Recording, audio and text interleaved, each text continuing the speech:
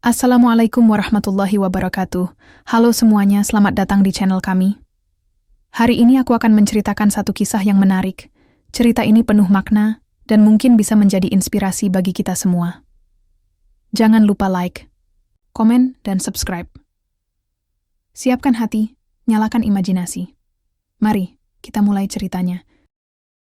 Janda bule asal Spanyol jatuh cinta dengan tentara Indonesia.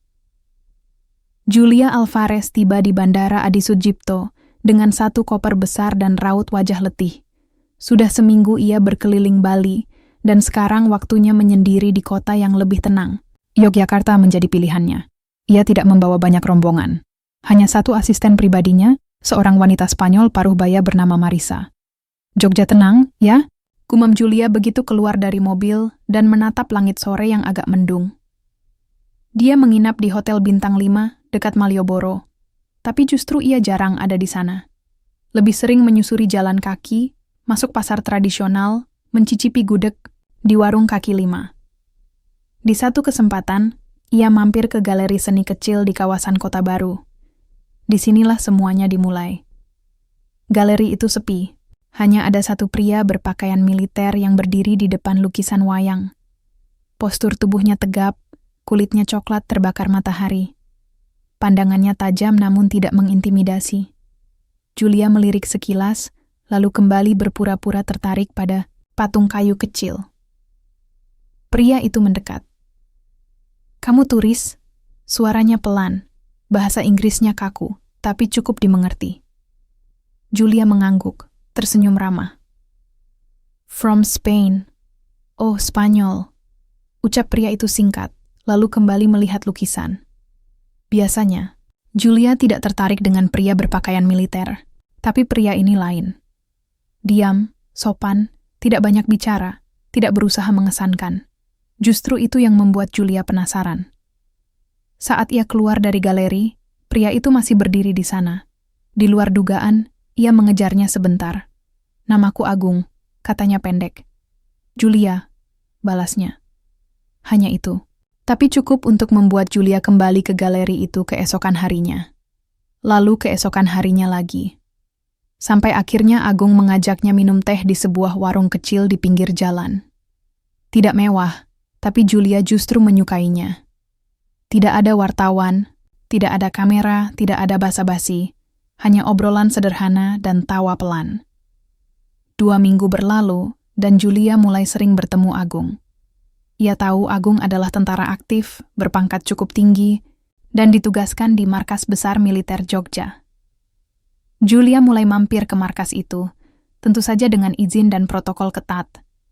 Ia membawakan kopi, roti, atau kadang hanya menunggu di luar pagar sambil membaca buku. Marisa mulai curiga. "You like him, don't you?" Julia mengangguk pelan. "He's different." Agung tidak langsung menyatakan cinta. Tapi dari caranya menatap, menyimak cerita Julia tentang masa lalunya, kehilangan suaminya karena kecelakaan, dan kesendiriannya. Semuanya cukup menjelaskan. Mereka resmi berpacaran sebulan kemudian. Tidak ada pesta, tidak ada cincin mahal. Hanya 2 hati yang sama-sama saling merasa nyaman. Julia mulai bertanya tentang Islam. Tentang apa yang Agung lakukan setiap subuh, saat ia melihat Agung bangun dan berwudu. "Kalau aku ingin belajar agama kamu keberatan?" tanya Julia saat mereka duduk di pelataran Candi Ratu Boko Agung. Tidak langsung menjawab. Ia menatap langit sore, lalu berkata, "Aku tidak ingin kamu berubah demi aku. Tapi kalau kamu memang ingin tahu, aku akan temani." Julia mulai belajar Islam dari dasar. Ia baca buku, ikut pengajian, bahkan bertemu ustazah lokal. Ia tidak merasa ditekan. Justru semakin belajar, ia merasa tenang. Dunia yang tadinya berisik, terasa sunyi dan hangat. Beberapa bulan kemudian, Julia memutuskan menjadi mualaf. Ia mengucapkan 2 kalimat syahadat di masjid kecil dekat rumah Agung di Jawa Timur. Hanya disaksikan keluarga Agung dan beberapa kerabat. Tidak ada kamera, tidak ada publikasi. Agung meminangnya setelah itu. Mereka menikah sederhana. Julia memilih tinggal di Indonesia. Ia melepas sebagian saham perusahaannya dan mengalihkan fokus pada keluarga. Tak lama, mereka dikaruniai anak pertama. Laki-laki. 2 tahun kemudian, anak kedua lahir, perempuan. Julia tidak pernah menyesal. Ia pernah punya segalanya, uang, rumah megah, kekuasaan. Tapi semua itu tidak membuatnya bahagia seperti saat ia melihat Agung bermain dengan anak-anak mereka di halaman rumah sederhana. Dia masih menyimpan foto pertemuan pertama mereka di galeri itu. Foto lukisan wayang dan pria berseragam militer yang berdiri tanpa banyak bicara. Terkadang, cinta tidak dimulai dengan kata-kata manis atau tempat romantis. Terkadang, cinta hanya perlu satu senyum dan niat baik yang tulus. Pagi itu, Julia duduk di teras rumah Agung. Rumah itu terletak di sebuah desa kecil di pinggiran Kabupaten Magetan, Jawa Timur. Bukan rumah mewah, hanya bangunan berdinding, bata yang dicat putih kusam, dengan atap genteng yang mulai berlumut. Di sekelilingnya ada pohon mangga dan kebun singkong milik orang tua Agung. Ia menyeruput teh panas dari cangkir bergambar ayam jago. Di depannya Ibu Agung sedang memotong kacang panjang untuk dimasak. Julia mencoba membantu, tapi potongannya terlalu besar dan tidak rapi. Ibu Agung hanya tersenyum dan mengambil alih pekerjaan itu. "Enggak apa-apa, Mbak Julia. Belajar pelan-pelan aja," katanya ramah. Julia belajar banyak sejak tinggal di rumah itu. Belajar mandi pakai air sumur, belajar cuci baju pakai tangan, belajar masak pakai kompor tanah liat. Tidak ada aci, tidak ada air panas, tidak ada kasur empuk seperti di Spanyol. Tapi ia tidak pernah mengeluh. Ia hanya butuh waktu untuk beradaptasi. Agung, seperti biasa, berangkat subuh-subuh ke pos militer terdekat. Ia ditugaskan sementara membantu pelatihan di daerah sekitar sebelum kembali ke markas di Jogja. Setiap kali berangkat, ia hanya membawa tas kecil dan satu bekal nasi dari ibunya. Julia selalu melihatnya sampai motor tua itu menghilang di tikungan. Hari-hari pertama di desa bukan hal mudah untuk Julia. Banyak tetangga yang penasaran. Seorang bule tinggal di rumah sederhana, janda pula, dan sekarang mualaf. Desas-desus itu beredar cepat dari warung ke warung, dari pengajian ibu-ibu sampai grup WhatsApp RT. Suatu malam, Julia duduk bersama Agung di belakang rumah. Mereka hanya berdua, di bawah cahaya lampu redup dan suara jangkrik. Anak pertama mereka, Ryan, sudah tertidur di dalam. Bayinya Laila masih digendong Julia. "Aku kadang takut," kata Julia pelan. "Takut kenapa?" "Takut enggak bisa jadi istri yang baik. Aku ini bule, terbiasa hidup serba nyaman. Sekarang, semuanya berubah." Agung diam sebentar. "Tahu nggak kenapa aku mau menikah sama kamu?"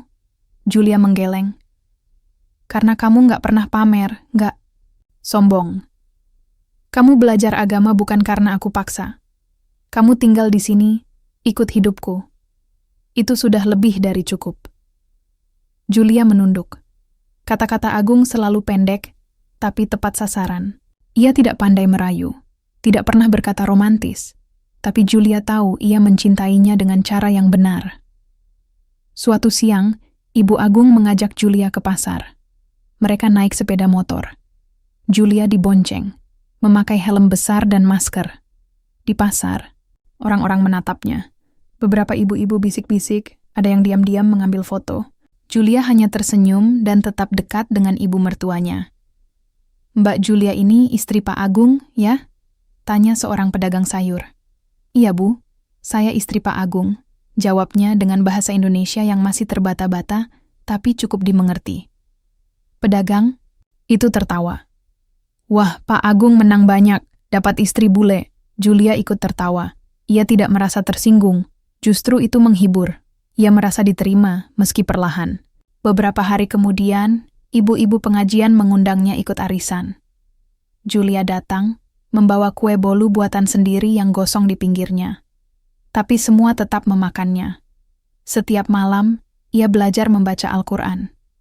Agung mendampinginya jika sempat.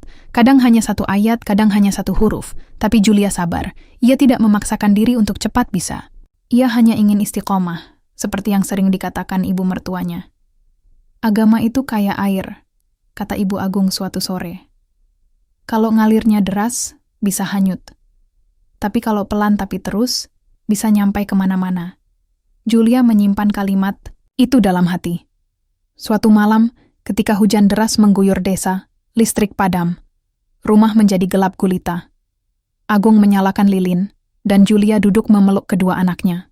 Hanya suara hujan dan tangis bayi yang terdengar.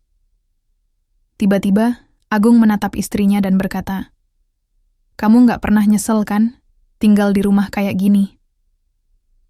Julia memandangi atap yang bocor sedikit, lalu menjawab, "Selama kamu di sini, aku nggak butuh yang lain. Itu malam yang tenang.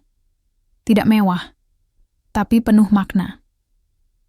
Di rumah sederhana itu, Julia belajar satu hal penting. Kebahagiaan bukan soal seberapa besar rumahmu, tapi siapa yang tinggal bersamamu di dalamnya. Bandara Adi Sucipto siang itu tidak terlalu ramai. Julia menggenggam erat tangan Agung sambil menggendong Laila, sementara Ryan menggenggam boneka kecil yang tak pernah lepas dari pelukannya. Wajah Julia terlihat tenang, tapi di balik ketenangan itu, pikirannya berputar. Ini pertama kalinya ia kembali ke Spanyol setelah menikah, setelah memutuskan jadi mu'alaf, setelah benar-benar memilih hidup baru. Agung, yang biasanya tegas dan kaku saat berdinas, terlihat canggung di bandara. Ia mengenakan jaket biasa, ransel hitam di punggung, dan tak banyak bicara. Perjalanan ini memang bukan bagian dari tugas militer. Ini perjalanan keluarga.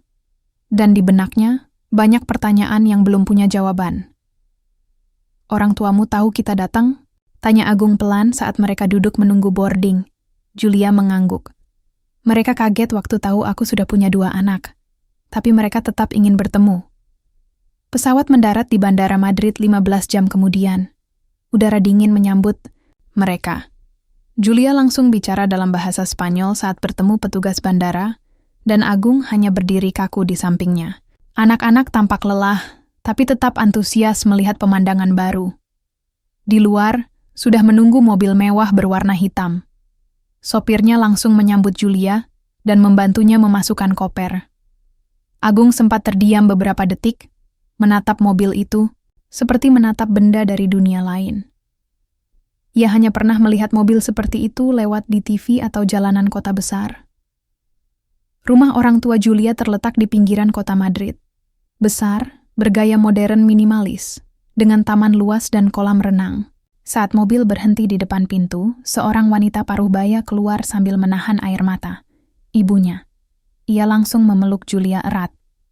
Setelah itu, mata wanita itu menatap Agung. Mereka saling menyapa, canggung. Lalu giliran ayah Julia muncul, mengenakan sweater tebal dan celana panjang rapi. Ia lebih formal, berjabat tangan dengan Agung dengan senyum tipis yang sulit dibaca. Hari pertama berjalan kaku. Agung lebih banyak diam, sementara Julia menjelaskan segala hal, dari makanan halal, salad, sampai kebiasaan baru dalam keluarganya. Saat makan malam, Julia menolak minum anggur yang disediakan. Ayahnya terkejut. Ibunya hanya menghela napas. "Jadi, kamu benar-benar masuk Islam?" tanya sang ayah. Julia mengangguk sambil memandangi suaminya. "Aku bahagia dengan pilihanku." Setelah makan malam, Agung duduk di taman belakang, sendirian. Ia merasa seperti tamu yang tak tahu harus berbuat apa. Julia menghampirinya dan duduk di sampingnya. "Gimana?" tanya Julia. "Kayak mimpi," jawab Agung pendek. Julia tertawa kecil. "Aku juga merasa aneh." Hari-hari berikutnya tidak langsung mudah. Agung kesulitan dengan makanan. Ia hanya makan yang Julia masak sendiri. Ia juga kesulitan berkomunikasi. Bahasa Spanyol bukan hal yang bisa ia pelajari dalam semalam. Ia lebih banyak berkomunikasi dengan isyarat, senyum, dan anggukan. Namun, perlahan, ada hal-hal kecil yang berubah. Ayah Julia mulai mengajak Agung berbincang ringan. Mereka membicarakan sepak bola. Ayah Julia kaget saat tahu Agung penggemar Real Madrid. Mereka tertawa. Malam itu, mereka nonton pertandingan bareng di ruang keluarga. Itu pertama kalinya mereka terlihat nyaman. Ryan dan Laila juga cepat akrab dengan kakek nenek mereka. Meski berbeda bahasa, anak-anak selalu punya cara sendiri untuk dekat. Laila tertawa saat diajak main boneka, dan Ryan suka main mobil-mobilan di taman belakang. Suatu hari, Julia diajak ke salah satu kantor perusahaannya. Ia dulu adalah direktur operasional di sebuah perusahaan logistik besar. Semua staf menyambutnya, hangat seolah tak percaya ia muncul lagi setelah 3 tahun menghilang. Julia memperkenalkan Agung sebagai suaminya. Beberapa orang tampak kaget, tapi Julia tak peduli. Di perjalanan pulang, Agung memandangi jalan-jalan besar di Madrid. Gedung tinggi, mobil-mobil mewah, toko-toko terang benderang. "Kamu pernah tinggal di semua kemewahan ini," kata Agung. "Tapi kamu pilih rumahku yang bocor itu." Julia menoleh. "Karena aku tahu, rumahmu itu rumah yang paling jujur. Enggak ada kepura-puraan. Enggak ada tekanan. Aku bisa jadi diriku sendiri di sana." Agung tidak membalas. Tapi genggamannya pada tangan Julia semakin erat. Malam terakhir sebelum pulang ke Indonesia, ayah Julia mengajak Agung berbicara serius. Di ruang kerja, hanya mereka berdua. "Kamu tahu, Julia anak saya satu-satunya. Dia hancur waktu ditinggal, mantan suaminya. Tapi sekarang, saya lihat dia bahagia." Agung menatap ayah mertuanya itu. "Saya bukan orang kaya, Pak," katanya. "Tapi saya janji, saya akan jaga dia dan anak-anak kami." Ayah Julia menatap lama, lalu mengangguk pelan. Keesokan, paginya, sebelum berangkat ke bandara, Ibu Julia memeluk mereka semua. "Jaga diri kalian. Kapan-kapan bawalah kami ke Indonesia," katanya sambil mencium cucu-cucunya. Di dalam mobil menuju bandara, Julia menatap keluar jendela. Kota Madrid semakin jauh di belakang. Ia tahu, rumah itu akan selalu ada untuknya. Tapi kini, rumah sejatinya bukan lagi di sini. Rumahnya adalah tempat di mana Agung berada, bersama anak-anak mereka, dimanapun itu. 3 minggu setelah kembali dari Spanyol, Julia sudah kembali mengenakan daster batik dan sandal jepit di teras rumah Agung, di sebuah desa kecil di Jawa Timur. Dari luar, rumah itu memang masih sederhana. Temboknya belum dicat semua, atap seng bergelombang, dan halaman depan masih tanah merah. Tapi bagi Julia, ini rumah paling nyaman di dunia. Pagi itu, ia mengayun-ayunkan Laila di pangkuannya sambil memperhatikan Ryan yang main tanah bersama anak-anak tetangga. Anak itu sudah mulai fasih berbahasa Jawa. Satu hal yang tak pernah terpikir, sebelumnya, di dalam rumah Agung baru saja selesai salat subuh. Ia keluar dengan senyum, lalu duduk di samping istrinya. "Kita harus mulai mikir sekolah Ryan," kata Agung. Julia mengangguk. "Aku sudah cari tahu. Ada TK yang bagus di kota, 15 menit dari sini. Aku bisa antar pakai motor." Agung terdiam sebentar, lalu mengangguk pelan. "Kalau kamu capek, aku bisa cuti antar." Julia menoleh, menatap suaminya. "Aku bisa. Agung, aku ibu dan aku ingin lakukan itu." Pagi itu, mereka sarapan bersama di ruang tengah. Nasi goreng buatan Julia, lengkap dengan irisan timun dan kerupuk. Bumbunya masih belum sehebat masakan ibu-ibu kampung, tapi Agung makan dengan lahap. Bagi Agung, rasa tak pernah lebih penting dari usaha. Beberapa hari kemudian, Julia mulai dilibatkan dalam kegiatan PKK desa. Awalnya dia hanya duduk diam, mendengarkan ibu-ibu membicarakan lomba nasi tumpeng dan arisan. Tapi lama-lama, ia mulai aktif. Ia belajar bikin sambal terasi, belajar meronce bunga, bahkan ikut gotong royong bersihin masjid. Janda bule dari Spanyol itu, "Kok mau ya hidup kayak begini?" Bisik salah satu ibu saat sedang menyapu halaman balai desa. Julia dengar, tapi ia tersenyum. Ia tidak marah, karena ia paham, ini hal baru buat semua orang, termasuk dirinya. Setiap hari, Julia mulai mengatur ulang hidupnya. Ia menyesuaikan jam kerja dengan waktu anak-anak.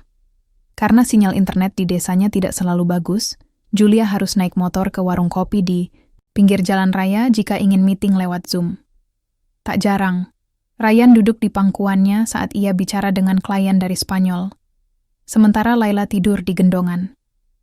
Rekan-rekannya di Eropa sempat kaget saat melihat latar belakang Julia bukan lagi ruang kantor mewah, tapi bilik bambu dengan suara ayam berkokok di belakangnya. Tapi mereka tetap menghormatinya, karena bisnis tetap berjalan, dan Julia masih jadi sosok yang profesional dan tegas saat bicara kerja. Suatu sore, Ibu Agung datang, membawa sayur lodeh dan tempe goreng. "Ini buat cucu-cucu saya," katanya sambil menyerahkan rantang ke Julia. Julia menyambutnya dengan senyum. Mereka duduk di beranda, sambil menemani Laila yang sedang belajar jalan. Ibu Agung masih terlihat kaku, belum sepenuhnya cair. Tapi Julia sabar. "Saya tahu hidup kamu dulu mewah. Rumah kamu di Spanyol itu seperti hotel. Tapi sekarang kamu di sini, di rumah yang bocor kalau hujan," kata Ibu Agung tiba-tiba. Julia menatapnya tenang. "Saya tidak butuh rumah besar, Bu. Saya hanya butuh keluarga yang jujur dan hangat." Ibu Agung diam, lalu perlahan mengusap kepala Laila. "Kalau begitu selamat datang jadi orang kampung." Hari-hari berlalu. Julia mulai terbiasa dengan aroma pupuk kandang dari sawah. Ia mulai kenal semua tetangga. Ia tahu siapa yang suka gosip, siapa yang suka membantu. Ia tahu di mana warung yang jual tempe ternak. Ia tahu hari pasar dan hari pengajian. Agung, yang awalnya khawatir istrinya akan menyesal, justru makin kagum. Julia tidak pernah mengeluh. Bahkan saat listrik padam 2 malam berturut-turut, ia tetap tidur nyenyak di bawah lilin. Saat atap bocor, ia bantu menampung air pakai baskom. Suatu malam, setelah anak-anak tidur, Agung duduk di dapur bersama Julia. "Kamu enggak nyesel?" tanyanya. Julia mengaduk teh hangatnya, lalu menjawab, "Kalau aku ingin kemewahan, aku bisa tinggal di Madrid sekarang. Tapi aku enggak akan punya kamu, Ryan dan Laila. Jadi jawabannya, tidak. Aku tidak nyesel." Agung memandangi istrinya. Matanya berkaca-kaca. Ia tahu, Julia sudah benar-benar berubah. Bukan lagi wanita kota yang manja, tapi seorang ibu, istri, dan warga desa yang kuat. Di malam yang sama, Julia membuka email. Salah satu direksi di perusahaannya, di Spanyol mengirim pesan panjang. Intinya, mereka ingin menyerahkan kepemimpinan utama kepada Julia sebagai CEO baru. Julia membaca pelan. Lalu ia menoleh ke Agung. "Mereka minta aku kembali ke Spanyol untuk jadi CEO." Agung terdiam. Tak langsung menjawab, Julia menambahkan, "Tapi aku ingin tetap tinggal di sini." Agung menghela napas. "Kalau kamu mau pergi, aku bisa ikut." Julia tersenyum. "Aku enggak mau pergi. Aku cuma butuh sedikit ruangan untuk kerja, sinyal internet yang stabil, dan waktu dengan kalian. Itu cukup." Agung memeluknya malam itu. Dan di ruang dapur kecil rumah kayu itu, keputusan besar dibuat. Tanpa rapat direksi, tanpa kontrak mewah, hanya dengan secangkir teh, cinta, dan keyakinan. Pagi di desa itu selalu dimulai dengan suara ayam dan teriakan anak-anak. Julia bangun lebih awal dari biasanya. Laila masih tidur nyenyak, dan Ryan sudah bersiap ke TK. Di dapur, Julia menyiapkan bekal sambil sesekali mengecek ponselnya. Email dari mitra bisnis di Madrid masuk malam tadi. Ia baca sekilas, tapi tak membalas dulu. Hari ini, ia punya agenda lebih penting. Rapat kecil bersama ibu-ibu kampung. Beberapa hari lalu, Julia mengusulkan ide sederhana. Membuat produk olahan makanan dari hasil kebun desa. Awalnya hanya iseng. Ia melihat potensi dari kebun singkong, pisang, dan pepaya yang melimpah, tapi sering dibiarkan busuk. Kalau diolah dengan kemasan bagus dan dikirim ke kota, pasti bisa laku, kata Julia waktu itu. Awalnya, ibu-ibu hanya menanggapi dengan senyum ragu. Tapi setelah Julia memperlihatkan contoh produk serupa dari Spanyol, mereka mulai penasaran. Pagi itu, 5 orang duduk di tikar halaman rumah Julia. Ada Bu Lilis, Bu Darmi, Bu Warti, dan 2 ibu muda lainnya. Mereka membawa singkong, daun pisang, dan beberapa botol kosong. Julia membuka sesi dengan memperlihatkan skema sederhana. Bagaimana singkong bisa diolah jadi keripik, dikemas dalam plastik yang menarik, lalu dipasarkan lewat internet. Ia bahkan sudah siapkan label sederhana bertuliskan, "Cita Rasa Kampung dari Desa untuk Dunia." Ini bukan usaha besar, kata Julia. Tapi kalau kita serius, hasilnya bisa menambah penghasilan ibu-ibu semua. Bu Darmi mengangkat tangan. Tapi kami nggak ngerti internet, Bu Julia. Julia tersenyum. Itu bagian saya. Ibu-ibu cukup fokus produksi. Saya bantu pemasaran. Sejak hari itu, rumah Julia berubah jadi tempat belajar. Setiap siang, ibu-ibu bergiliran datang, membawa bahan, belajar menggoreng dengan suhu tertentu agar keripik renyah, menata kemasan, dan memberi label. Ryan dan anak-anak tetangga membantu menempel stiker di plastik. Bahkan Agung ikut mengantar pesanan pertama ke koperasi kota naik motor. 5 minggu berlalu, produk Cita Rasa Kampung mulai dikenal di toko oleh-oleh sekitar Jogja. Beberapa teman Julia di Jakarta dan Bali bahkan ikut memesan secara online. Julia mengajarkan cara transfer uang, cara hitung biaya produksi, dan untung bersih per unit. Ibu-ibu mulai berani bicara harga dan negosiasi. Kalau dulu kami cuma tahu masak buat makan sendiri. Sekarang kami masak buat dijual, kata Bu Lilis suatu sore.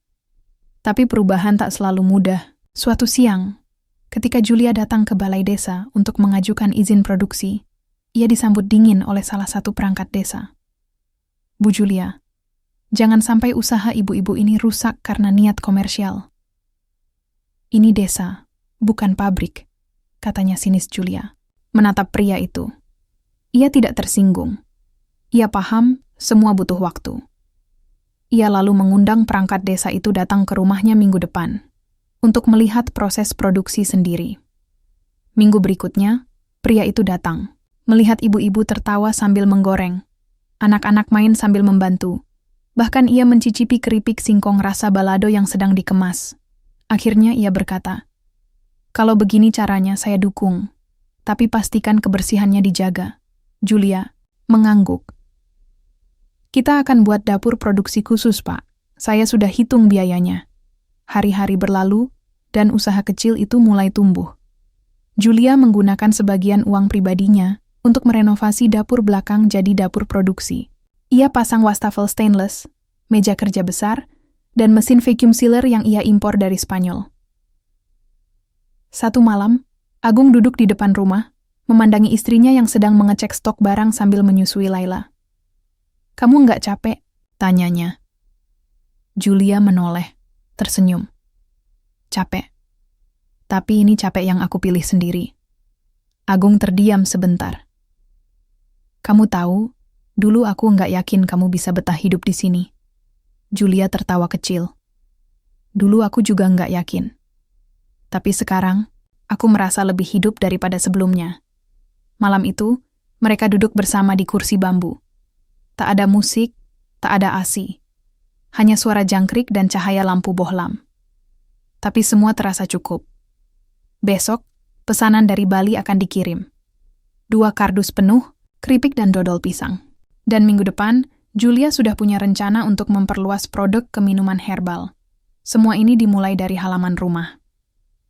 Dari desa kecil yang dulu asing, kini jadi pusat kehidupan baru. Bagi Julia, ini bukan sekadar bisnis. Ini tentang menjadi bagian dari komunitas.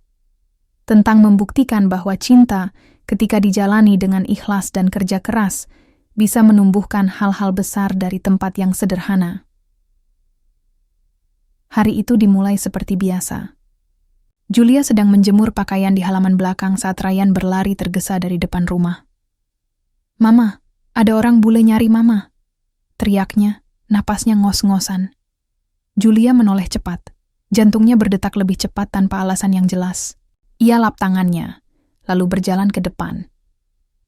Di sana, berdiri seorang pria bule dengan jas hitam rapi, kacamata hitam tergantung di kerah bajunya, dan koper hitam besar di sebelahnya.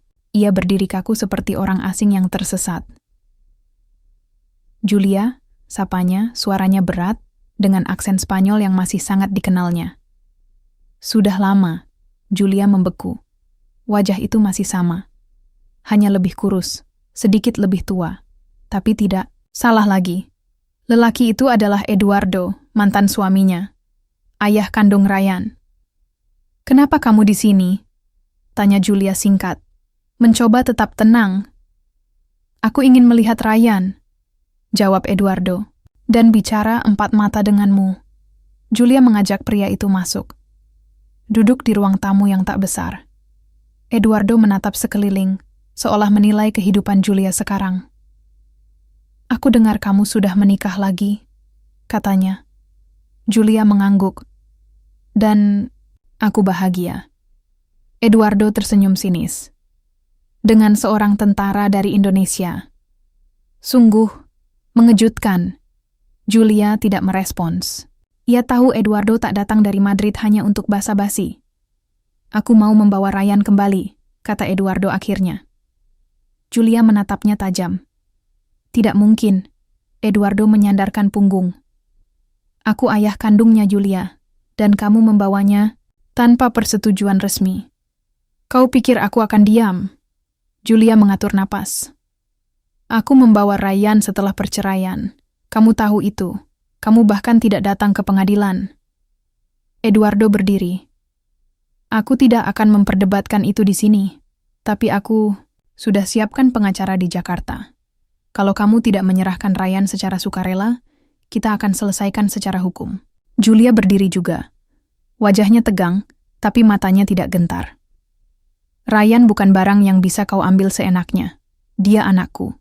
Dan selama ini, kamu bahkan tidak menanyakan kabarnya sekalipun." Eduardo hanya menatap, lalu mengambil kopernya. "Kita lihat saja nanti." Setelah Eduardo pergi, Julia terduduk. Tangannya gemetar, matanya basah, tapi ia tidak bisa menangis. Ia tidak boleh goyah. Sore harinya, Agung pulang dari markas. Julia menunggu di dapur, menyiapkan teh. Begitu Agung duduk, Julia menceritakan semuanya, termasuk ancaman hukum yang dibawa Eduardo. Agung mendengarkan tanpa memotong. Ia paham, masalah ini lebih rumit dari sekadar pertengkaran mantan pasangan. Ini soal hak asuh dan hukum lintas negara. "Aku akan bantu kamu, Julia," katanya akhirnya.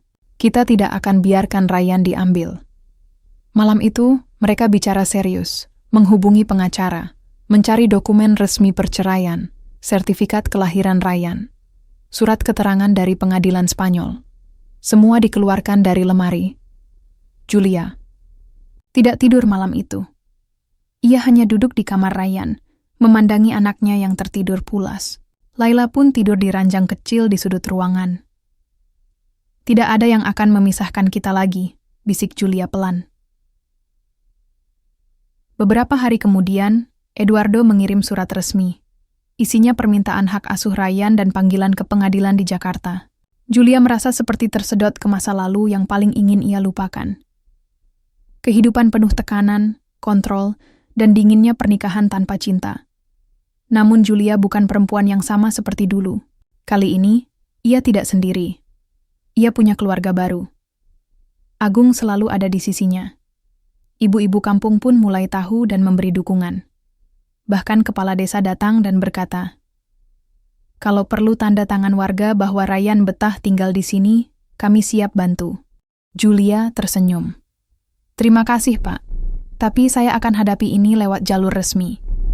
Hari-hari berikutnya dipenuhi dokumen, surat menyurat, dan komunikasi dengan pengacara. Tapi di tengah tekanan, usaha keripik mereka tetap berjalan. Julia bahkan bilang pada ibu-ibu, "Ini justru jadi alasan kenapa kita harus tetap semangat. Jangan sampai apa yang kita bangun hancur gara-gara satu masalah pribadi." Di balik segala keributan, Julia tetap seorang ibu. Ia tetap memasak, tetap menyuapi Laila, tetap memeluk Ryan setiap malam. Suatu malam, Ryan bertanya, "Mama, siapa pria yang datang itu?" Julia menatap anaknya. "Itu, ayah kandungmu, dari Spanyol." Ryan diam, lalu bertanya, "Tapi ayahku yang sebenarnya?" "Agung, kan?" Julia memeluknya erat, tidak berkata apa-apa. Tapi di dalam hatinya ia tahu, jawabannya sudah sangat jelas. Julia berdiri di depan gedung Pengadilan Negeri Jakarta Selatan. Bangunan itu tinggi dan kokoh, tapi tak setinggi tekanan yang dirasakannya pagi itu. Ia mengenakan kemeja putih, bersih dan rok panjang gelap, ditemani Agung yang berpakaian rapi seperti hendak apel kehormatan. Wajah Agung tegas, tapi mata Julia bisa menangkap kegelisahan yang ia sembunyikan di balik sikap tenangnya. Di ruang tunggu, Eduardo duduk dengan pengacara di sebelahnya. Jas mahalnya kontras dengan suasana ruang sidang yang sederhana. Ia melihat Julia sebentar, lalu menoleh lagi, acuh tak acuh. Seolah yang terjadi hanyalah urusan bisnis yang harus diselesaikan cepat. Begitu nama mereka dipanggil, suasana berubah. Semua berdiri, masuk ke ruang sidang. Suara palu hakim memulai sesi pertama. Eduardo membuka argumen dengan tenang. Ia menyampaikan bahwa anaknya, Ryan, dibawa tanpa restu resmi, bahwa Julia melanggar hukum perdata Spanyol, dan bahwa kondisi hidup di Indonesia tidak layak untuk masa depan anak mereka. Julia duduk tenang, tapi mendidih di dalam. Tidak layak? Pikirnya. Apa karena rumah kami tak bertingkat 3? Karena kami tidak punya mobil mewah? Giliran Julia bicara. Ia berdiri dan menjelaskan. Perceraian mereka sudah sah. Ia memiliki hak asuh penuh, dan Eduardo selama bertahun-tahun tak pernah mengirim kabar, apalagi menafkahi. Hakim mencatat dengan teliti, mengangguk, lalu meminta berkas pendukung. Pengacara, Julia menyerahkan dokumen resmi dari Pengadilan Madrid yang menguatkan bahwa Julia memegang hak asuh mutlak. Sesi pertama berakhir. Hakim menunda sidang seminggu untuk mempelajari dokumen. Di luar, Agung dan Julia duduk di taman kecil depan pengadilan. Eduardo tidak datang hanya untuk Ryan, kata Agung pelan. Julia menoleh. Maksudmu? Aku dengar dari rekan di kedutaan. Eduardo terlilit utang besar di Madrid. Salah satu aset terakhir yang bisa ia jual secara hukum adalah hak asuh Ryan. Kalau dia bisa dapatkan itu, ia bisa klaim tunjangan dari pemerintah dan jual hak pendidikan anak ke Yayasan Sosial Eropa, jelas Agung. Julia menghela napas panjang. Ia tahu Eduardo licik, tapi tidak pernah membayangkan lelaki itu akan menjadikan anaknya sebagai alat tawar. Keesokan harinya, mereka kembali ke desa. Disambut Ryan dan Laila yang langsung memeluk mereka erat. Julia tidak menceritakan semuanya pada anak-anak. Ia hanya bilang bahwa mama dan ayah sedang mengurus hal penting. Malamnya, Julia duduk di meja dapur, membuka laptop, lalu mulai menulis email ke sebuah firma hukum di Madrid. Ia ingin membuka kembali catatan pernikahan dan perceraian, serta jejak utang Eduardo. Ia butuh bukti kuat di pengadilan. Sementara Agung sibuk membantu menyusun testimoni warga kampung yang siap bersaksi bahwa Ryan hidup bahagia di lingkungan mereka. Hari-hari berikutnya berlalu cepat. Julia dan Agung membagi waktu antara usaha keripik, mengurus anak-anak, dan mempersiapkan sidang lanjutan. Dalam kelelahan itu, kedekatan mereka semakin kuat. Tidak ada romantisme mewah, hanya saling pegang tangan saat diam. Saling tukar pandang saat kata-kata habis. Seminggu kemudian mereka kembali ke Jakarta. Sidang kedua dimulai. Kali ini, pengacara, Julia membawa bukti baru. Surat dari pemerintah kota Madrid yang menunjukkan Eduardo memiliki utang pajak dan catatan penggelapan dana perusahaan. Hakim memperhatikan dokumen itu dengan serius. Eduardo mulai gelisah. Ia menolak bicara saat diminta menjelaskan. Pengacaranya berusaha mengalihkan pembahasan ke kondisi psikologis anak, tapi hakim tampak tidak terkesan. Di tengah sidang, Julia berdiri. Ia meminta izin bicara langsung. Yang mulia, ucap Julia tenang. Saya tahu Eduardo ayah kandung Ryan, tapi seorang ayah bukan hanya soal darah. Ayah adalah orang yang hadir, yang menggendong anak saat demam, yang mengantar sekolah, yang melindungi dari hujan dan ketakutan. Hakim menatapnya. Ruangan sunyi. Eduardo menunduk. Saya tidak minta banyak. Saya hanya minta keadilan untuk anak saya. Agar ia bisa tumbuh tanpa dihantui konflik orang dewasa, lanjut Julia. Setelah beberapa menit, hakim menutup sidang dengan keputusan sementara. Ryan tetap tinggal bersama ibunya sampai ada keputusan tetap dari pengadilan tinggi. Keputusan akhir ditunda 1 bulan sambil menunggu hasil klarifikasi dokumen luar negeri. Di luar ruang sidang, Eduardo menghampiri Julia. Kali ini tidak dengan nada arogan, tapi dengan wajah yang lebih letih. "Kamu menang sekarang, tapi aku belum selesai," katanya pelan. Julia menatapnya. "Aku tidak ingin menang, Eduardo. Aku cuma melindungi anakku." Eduardo pergi tanpa menoleh. Julia berdiri di sana, tenang. Untuk pertama kalinya sejak Eduardo datang, ia merasa tak lagi takut. Ia tahu, perjuangan belum selesai. Tapi ia juga tahu, ia tidak akan sendirian menjalaninya. 3 hari setelah sidang kedua, wajah Julia dan Agung muncul di berbagai media daring. Artikel berjudul, "Janda Bule versus Mantan Suami Miliarder, Hak Asuh." Jadi perebutan antar negara memenuhi halaman depan situs-situs berita. Di Spanyol, media menulis bahwa Julia kabur ke Indonesia membawa anak tanpa seizin mantan suaminya. Di Indonesia, pemberitaannya lebih netral, tapi tetap menyoroti kehidupan mereka yang kini diliputi konflik internasional. Julia duduk di teras rumah sambil memegang ponselnya. Komentar-komentar di media sosial mulai memengaruhi pikirannya. Ada yang membelanya, tapi tidak sedikit yang menuduhnya perempuan licik yang hanya ingin harta mantan suami. Beberapa bahkan mengungkit bahwa dia telah pindah agama demi menikah, seolah itu kesalahan besar.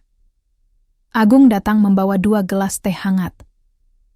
"Kamu harus berhenti baca komentar itu," ucapnya pelan. Julia hanya mengangguk, menatap layar, lalu mematikan ponselnya. Mereka tidak tahu apa-apa.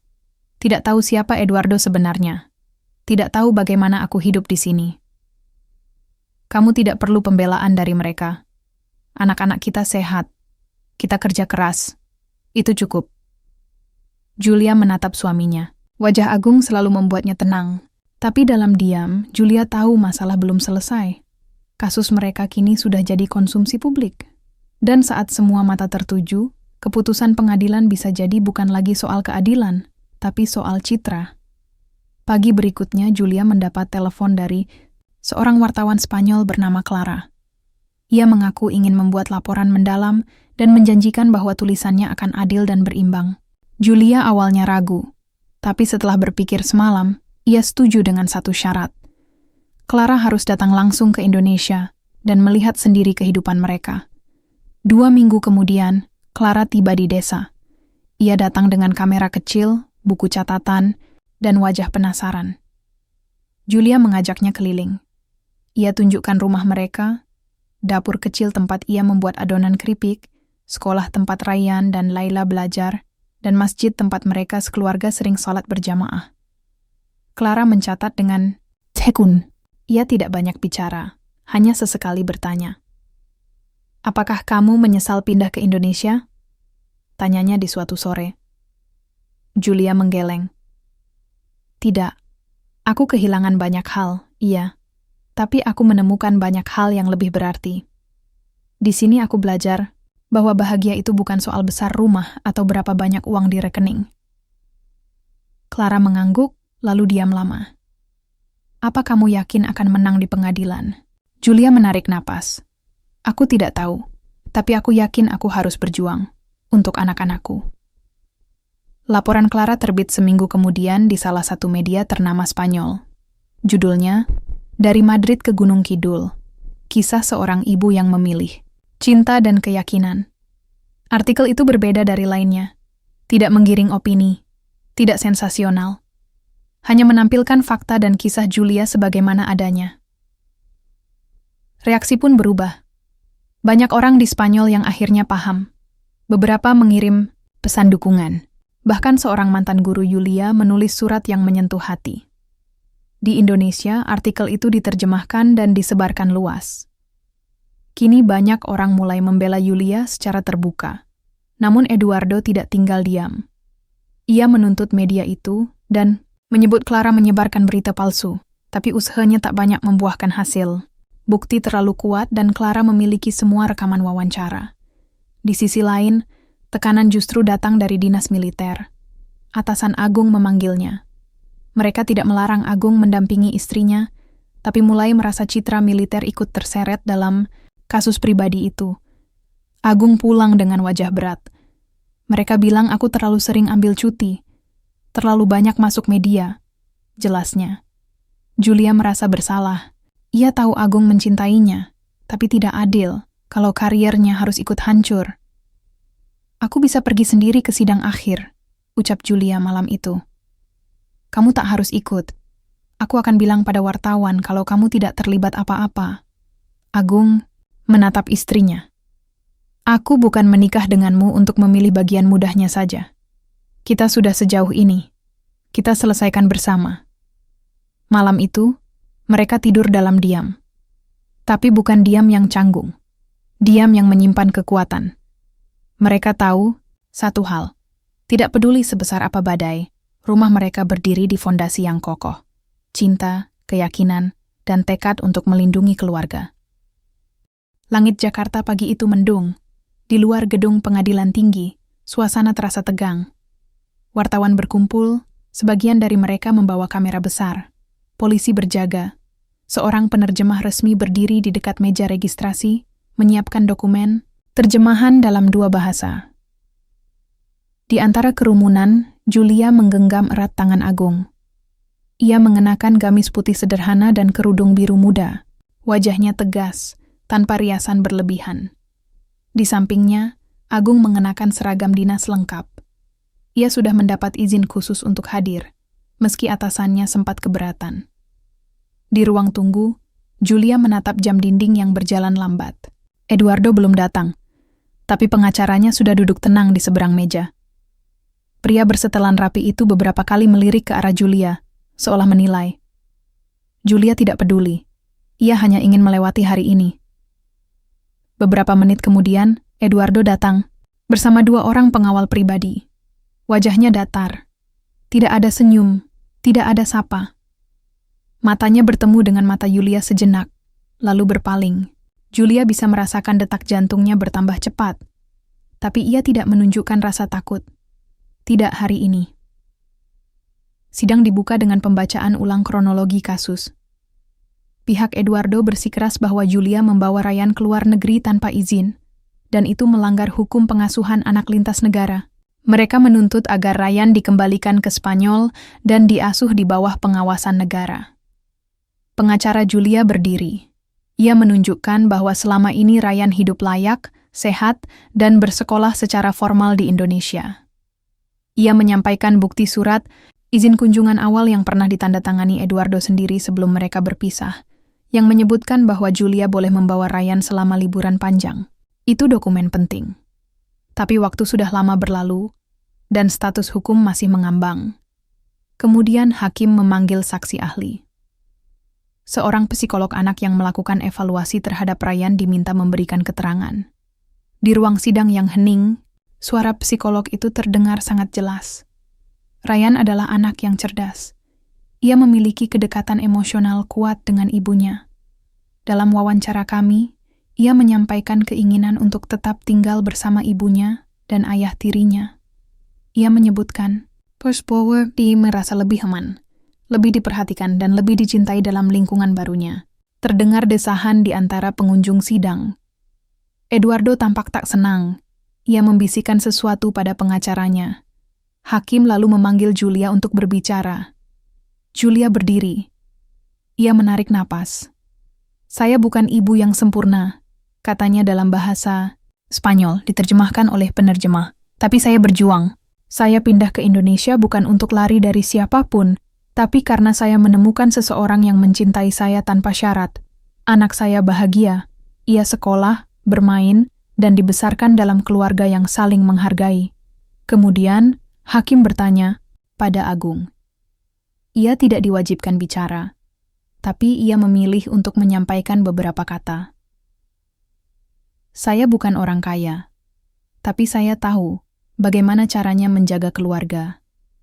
Saya tidak akan pernah membiarkan anak yang saya anggap seperti anak kandung sendiri itu kehilangan tempat pulang. Setelah itu, sidang ditutup untuk musyawarah hakim. Selama 1 jam, Julia dan Agung menunggu di luar ruang sidang. Eduardo tidak berbicara sepatah kata pun. Ia duduk di sudut, bermain ponsel. Di dalam hati Julia, ketegangan mulai berubah menjadi ketakutan. Bagaimana kalau mereka kalah? Bagaimana kalau Ryan diambil paksa? Ketika hakim kembali masuk ruang sidang, semua berdiri. Keputusan dibacakan. Setelah mempertimbangkan semua bukti, kesaksian, dan kondisi psikologis anak, serta berdasar pada Konvensi Hak Anak Internasional, pengadilan memutuskan bahwa hak asuh penuh atas Ryan diberikan kepada Ibu Julia Fernandez dengan pengawasan terbatas dari negara Republik Indonesia. Julia menutup mulutnya. Matanya berkaca-kaca. Agung memeluknya erat. Ia tidak menangis, tapi ia tahu betul. Detik itu adalah salah satu detik paling penting dalam hidup mereka. Eduardo berdiri. Ia tidak menerima putusan, tapi ia juga tidak bisa berbuat apa-apa. Ia keluar ruang sidang lebih dulu, diikuti pengacaranya. Tatapannya sempat kembali ke arah Julia, tapi kali ini bukan tatapan marah, lebih kepada kekalahan yang berat diterima. Usai sidang, wartawan mendekat. Tapi Julia menolak memberi pernyataan. Ia hanya ingin pulang, ingin menjemput Ryan dan Laila, dan kembali ke kehidupan mereka yang sederhana, tapi utuh. Dalam perjalanan pulang, Agung memegang tangan istrinya. Ia menatap Julia dan tersenyum. Kita menang, bukan karena pengadilan, tapi karena kita tidak pernah menyerah. Julia mengangguk pelan. Hari itu, langit Jakarta masih mendung, tapi di dalam hati mereka, matahari bersinar terang. Udara pagi di rumah sederhana Agung di Jawa Timur terasa hangat. Matahari mulai naik, menyinari halaman kecil yang dipenuhi tanaman bunga dan pohon mangga. Julia duduk di teras, sambil menggendong Laila yang masih balita. Ryan bermain di dekat mereka dengan mainan sederhana yang baru dibeli dari pasar tradisional. Agung keluar dari dapur membawa secangkir kopi. Ia tersenyum melihat keluarganya. Rumah ini jauh dari kemewahan rumah Julia di Spanyol, tapi ia tahu di sini mereka punya sesuatu yang tak ternilai, ketulusan dan cinta. Julia menatap Agung. Aku tidak pernah membayangkan hidupku akan seperti ini, katanya pelan, tapi aku bahagia. Lebih dari yang pernah aku rasakan. Agung duduk di sampingnya, menggenggam tangannya. Aku juga, Julia. Kita sudah melewati banyak hal bersama. Tidak mudah, tapi aku yakin ini jalan yang benar. Julia mengangguk. Ia teringat perjalanan panjang yang membawa dirinya dari seorang janda kaya raya di Spanyol ke rumah sederhana di Jawa Timur, menjadi seorang muslimah dan ibu dari 2 anak yang ia cintai. Perjalanan itu penuh liku, tantangan, dan juga pengorbanan, tapi ia tidak menyesal. Agung, Julia memulai. Aku ingin belajar lebih banyak lagi tentang agamamu, tentang Indonesia, tentang budaya dan keluarga yang kamu punya. Aku ingin benar-benar menjadi bagian dari hidupmu. Agung tersenyum. Aku akan ajarkan semua yang aku tahu. Kita belajar bersama. Aku ingin kita kuat untuk anak-anak kita. Seiring waktu, Julia semakin nyaman dengan kehidupan barunya. Ia mulai mengurus bisnis-bisnis kecil miliknya yang ada di Indonesia, belajar bahasa Indonesia dengan lebih baik, dan ikut kegiatan komunitas di desa. Anak-anaknya bersekolah di SD negeri terdekat, punya teman-teman baru, dan tumbuh sehat di bawah asuhan penuh kasih. Di balik kesederhanaan itu, Julia dan Agung selalu berusaha menjaga komunikasi dan saling pengertian. Mereka belajar mengatasi perbedaan budaya dan cara pandang dengan sabar dan terbuka. Suatu sore, saat anak-anak tidur, Julia duduk di balkon rumah. Ia memandang bintang di langit yang bersih dan terang. Ada rasa syukur yang dalam hatinya. Ia tahu hidupnya kini bukan lagi tentang kemewahan atau kesendirian, tapi tentang keluarga, cinta, dan sebuah perjalanan yang memberi arti sejati. Agung datang dan duduk di sampingnya. Julia, terima kasih sudah memilih hidup bersama aku. Aku tidak sempurna, tapi aku berjanji akan selalu berusaha menjadi suami yang baik dan ayah yang bertanggung jawab. Julia tersenyum lembut. Dan aku akan terus belajar menjadi istri dan ibu yang terbaik. Kita akan jalani ini bersama-sama. Mereka berdua saling menggenggam tangan.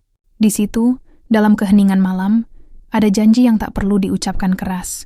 Janji untuk saling menjaga, saling menguatkan, dan tetap bersama, apapun yang terjadi, waktu berjalan. Julia dan Agung melewati hari-hari penuh suka dan duka, tapi selalu bersama. Anak-anak mereka tumbuh menjadi pribadi yang kuat dan penuh cinta. Julia tetap menjadi sosok wanita kuat yang tak takut mengambil keputusan besar. Agung tetap menjadi tentara yang sederhana dan penuh cinta. Cerita mereka bukan tentang kemewahan, bukan tentang latar belakang yang berbeda, tapi tentang keberanian, mengambil risiko demi cinta sejati dan membangun keluarga dari dasar yang kuat. Waktu terus berjalan. Kehidupan Julia dan Agung yang sederhana di desa Jawa Timur tampak harmonis dari luar. Namun, seperti halnya hidup, tidak selalu berjalan mulus. Ujian datang tanpa disangka. Julia sedang sibuk mengatur usaha kecil yang mulai berkembang. Ia membuka sebuah kafe kecil di dekat pasar desa, memadukan cita rasa Spanyol dengan sentuhan tradisional Indonesia. Kafe itu lambat laun menarik perhatian banyak orang, termasuk warga lokal dan turis yang datang ke desa Agung, yang masih bertugas di markas militer Jogja, kadang harus meninggalkan keluarganya untuk menjalankan tugas berat di medan latihan atau operasi keamanan. Rasa rindu yang mendalam kerap mengganggu hati mereka berdua. Suatu hari, saat Agung sedang bertugas di luar kota, Julia menerima telepon dari seseorang yang tak dikenal. Suara pria itu tegas dan penuh nada ancaman. "Kau pikir, kau bisa mengambil Agung dariku begitu saja?" Suara itu menggema di telepon. Julia membeku, jantungnya berdegup kencang. Ia mengenal suara itu dari masa lalu Agung, yang selama ini tak pernah ia ceritakan. Seorang mantan rekan militer Agung yang kini terlibat dalam bisnis ilegal. Konflik lama yang selama ini terkubur ternyata belum selesai. Julia tahu ini bukan hanya masalah Agung, tapi juga keluarga mereka. Ia harus kuat demi anak-anak dan Agung. Begitu Agung kembali ke rumah, Julia langsung menceritakan ancaman itu. Agung menghela napas panjang. "Aku tahu, ini tidak akan mudah. Tapi aku tidak akan biarkan siapapun mengganggu keluargaku," kata Agung tegas. Mereka pun sepakat untuk menghadapi masalah ini bersama-sama. Julia, meski bukan dari dunia militer, mulai belajar tentang ancaman dan cara melindungi keluarga. Ia juga meminta bantuan dari teman-teman Agung di markas. Hari-hari berikutnya penuh ketegangan. Julia harus menjaga anak-anak seorang diri saat Agung bertugas di lapangan. Sementara itu, kafe kecilnya mulai menjadi sasaran intimidasi dari orang-orang yang ingin membuatnya menyerah. Namun Julia tetap teguh. Ia percaya bahwa dengan kerja keras dan ketulusan, semuanya akan baik-baik saja. Dukungan dari Agung memberinya semangat untuk terus maju. Di sisi lain, Agung juga bekerja keras. Ia mengumpulkan informasi, menghubungi pihak berwajib, dan memastikan keselamatan keluarga. Bagi Agung, keluarga adalah segalanya. Suatu malam, saat hujan turun deras, Agung pulang lebih awal. Ia membawa kabar baik. Polisi sudah menangkap kelompok yang mengancam keluarga mereka. Meski ancaman belum sepenuhnya hilang, langkah ini memberi mereka harapan. Julia menatap Agung dengan mata berkaca-kaca. "Kita sudah melewati banyak hal, Agung. Aku percaya kita bisa lalui semua ini." Agung menggenggam tangan Julia erat. "Kita tidak sendiri, Julia. Kita punya keluarga, teman, dan keyakinan. Itu yang membuat kita kuat." Hari-hari berat mengajarkan Julia dan Agung banyak hal tentang kesabaran, keteguhan, dan arti sebenarnya dari sebuah keluarga. Mereka belajar bahwa cinta bukan hanya tentang kebahagiaan, tapi juga tentang bagaimana saling menjaga saat badai datang.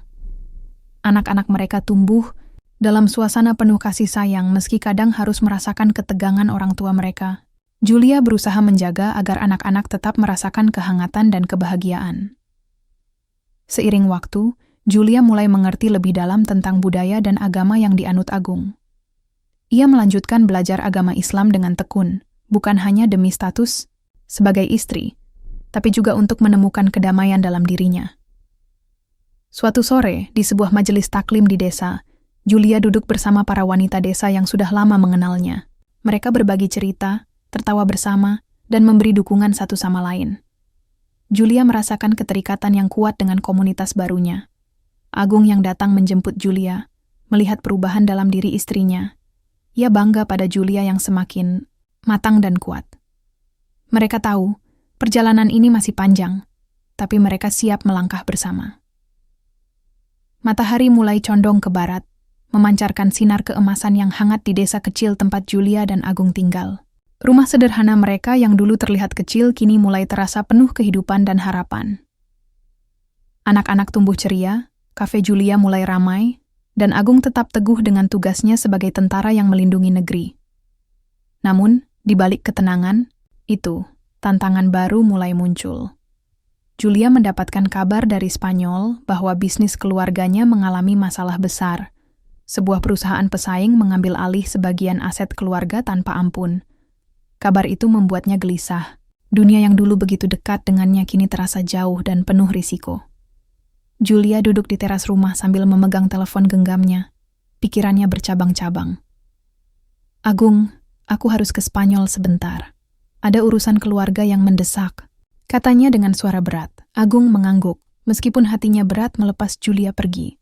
Ia tahu bahwa masa depan mereka juga tergantung pada bagaimana Julia menyelesaikan masalah ini. Pergilah Julia, aku akan jaga rumah dan anak-anak di sini, jawabnya. Keberangkatan Julia meninggalkan Agung dengan tanggung jawab yang lebih besar. Ia harus menjaga anak-anak, mengurus rumah, dan tetap fokus pada tugasnya di militer. Semua itu ia jalani dengan tekad kuat. Di Spanyol, Julia bertemu dengan keluarganya yang terlihat tegang. Diskusi demi diskusi terjadi, membawa Julia ke dalam dunia bisnis yang penuh persaingan dan intrik. Meski ia merasa asing dengan dunia itu, semangatnya untuk menyelesaikan masalah keluarga tak pernah surut. Sementara itu, Agung di Indonesia menghadapi tekanan baru. Konflik lama yang sempat mereda mulai muncul kembali. Kelompok yang dulu mengancam keluarganya mulai bergerak, mencari celah untuk mengganggu. Tapi Agung tidak gentar. Ia mengatur strategi dengan bantuan teman-teman militer dan aparat setempat. Hari-hari berlalu dengan penuh perjuangan bagi keduanya yang terpisah jarak. Julia harus menghadapi realita bisnis keluarganya yang kejam, sementara Agung menjaga keluarga dan komunitasnya dengan keberanian. Di tengah kesibukan itu, mereka tetap berusaha menjaga komunikasi. Setiap malam, mereka berbicara lewat telepon atau video call, saling menguatkan dan berbagi cerita. Rindu yang dalam terkadang menyakitkan, tapi juga menjadi penguat ikatan mereka. Pada suatu malam yang tenang, Julia duduk di balkon rumah keluarganya di Spanyol, menatap bintang-bintang di langit. Ia merasakan getaran harapan dan keyakinan. Perjalanan, hidupnya memang penuh liku, tapi ia percaya bahwa semua ini adalah bagian dari takdir yang harus dijalani. Sementara itu, di Indonesia, Agung memandangi foto Julia dan anak-anaknya di meja makan. Ia berjanji dalam hati, aku akan lakukan yang terbaik untuk keluarga kita. Tidak peduli apapun rintangannya. Beberapa minggu kemudian, Julia berhasil menyelesaikan urusan bisnis keluarganya. Ia menemukan titik terang yang memungkinkan keluarganya bertahan dan bahkan berkembang. Dengan hati lega, ia bersiap kembali ke Indonesia, ke pelukan Agung dan anak-anak. Setibanya di Jogja, Julia disambut hangat oleh Agung dan anak-anak yang sudah merindukannya. Pelukan hangat dan tawa bahagia mengisi ruang kecil itu, menghapus rasa lelah dan gelisah selama berpisah. Kehidupan mereka kembali normal, tapi kini dengan kedewasaan dan pengertian yang lebih dalam. Julia dan Agung tahu, cinta mereka diuji oleh waktu dan jarak, tapi itu justru membuat mereka lebih kuat. Mereka belajar bahwa dalam kehidupan berumah tangga, tantangan selalu ada. Tapi dengan kesetiaan, saling percaya, dan kerjasama, semua rintangan bisa dilalui. Julia melanjutkan usahanya dengan lebih percaya diri, sementara Agung tetap menjadi sosok pelindung yang kuat. Anak-anak tumbuh dalam kasih sayang dan pengajaran yang baik, menjadi harapan masa depan. Dalam sebuah momen sederhana, Julia berkata pada Agung, "Aku bangga punya kamu, Agung. Kamu bukan hanya suami dan ayah yang hebat, tapi juga pahlawan dalam hidupku." Agung tersenyum dan membalas, "Dan kamu adalah cahaya yang menerangi jalanku, Julia. Bersama kita bisa menghadapi apa saja." Mereka saling menggenggam tangan, menatap masa depan dengan penuh harapan dan keyakinan. Kehidupan memang tidak selalu mudah, tapi mereka tahu selama bersama mereka bisa melewati segalanya.